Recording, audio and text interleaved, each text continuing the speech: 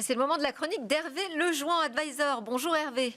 Bonjour Delphine. Alors, IA contre humain, nous y sommes. Quel titre provocateur quand même, Hervé. Oui, on n'est pas si loin que ça. Donc en fait, les grands modèles de langage, vous le savez, à coût de dizaines de milliards de dollars, se sont lancés dans une course effrénée à toujours plus d'intelligence, où le raisonnement, la créativité, l'intuition, maintenant ils parlent d'intuition, sont là. Ainsi, OpenAI estime que la capacité d'O1, la dernière version de ChatGPT, à raisonner sur des problèmes constitue une avancée majeure par rapport aux versions précédentes, avec des améliorations en termes de précision et de rapidité. Seulement, finalement, il y a un revers à la médaille à toutes ces avancées. C'est que ces modèles ont développé des capacités à mentir et à s'engager dans des actions finalement secrètes. Et vous allez le voir, soulevant des nouvelles questions d'éthique et de sécurité. Et donc sur leur capacité à dissimuler leurs intentions. Donc là, on rentre dans des choses effectivement qui sont complexes. Et ainsi, il y a une étude, c'est concret, qui est sortie, qui a été faite par Apollo Research sur plusieurs modèles d'IA, et qui a révélé des comportements surprenants sur la tromperie, par exemple, de la manipulation des modèles. Et donc, ça ouvre un débat énorme sur la gouvernance et la sécurité de ces systèmes. Donnez Donc, des exemples justement qui sortent de cette étude.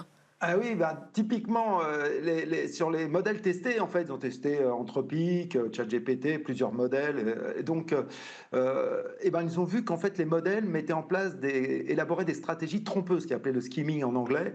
Et donc, comme copier, par exemple, des données vers un autre serveur pour éviter un arrêt de leur stratégie. C'est-à-dire que les chercheurs cherchaient à arrêter la stratégie, hop, ils copiaient leurs données, ou ils mentir pour atteindre leurs objectifs. Et plus intéressant encore, alors que les développeurs avaient découvert cette tromperie, les modèles ont été interrogés sur celle-ci. C'est-à-dire qu'ils interrogeaient les modèles en disant « vous nous avez trompés ». Llama et Claude, par exemple, ils avouaient leurs actions, les modèles avouaient leurs actions à 80%, alors que O1, lui, il persistait et il ne confessait finalement que moins de 20% des actions. Donc, il persistait dans le mensonge. Donc, ils avaient une conscience, comme s'ils avaient une conscience de leurs actes, si vous voulez, en utilisant du vocabulaire comme mensonge, manipulation ou sabotage. Ils renversaient la donnée, en fait. Alors, faire attention parce que c'est vraiment pas du tout une conscience. On sait que tout ça sont des outils statistiques. Mais quelles sont les implications de ces découvertes alors, selon vous ? Elles sont très nombreuses finalement, parce qu'elles sont potentiellement majeures, car la sophistication de ces modèles aujourd'hui, elle est si élevée que leur contrôle devient de plus en plus complexe. Cela soulève des questions majeures en matière de gouvernance, de sécurité, d'éthique et de transparence.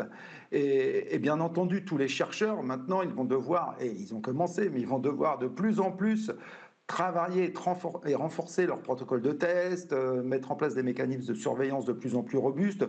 Mais tous ces mécanismes sont encore à définir et valider parce que ça va tellement vite, avec de plus en plus d'autonomie, que vous avez vu les agents maintenant, il n'y a même plus d'intervention humaine. Donc ça entraînera des défis sans précédent pour maintenir le contrôle.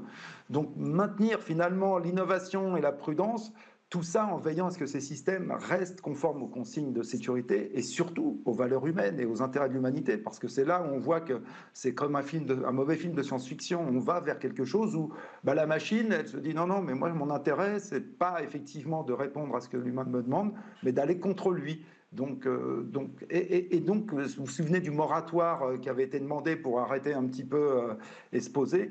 Peut-être qu'il faudrait se poser là, et c'est là où l'IA Act en Europe. Et l'Europe a peut-être un rôle à jouer dans tout cela pour permettre de prendre un peu de recul, mais encore faut-il qu'elle s'en donne les moyens. Merci beaucoup Hervé Lejoin pour votre éclairage et votre regard sur ce qui se passe entre nous et les IA.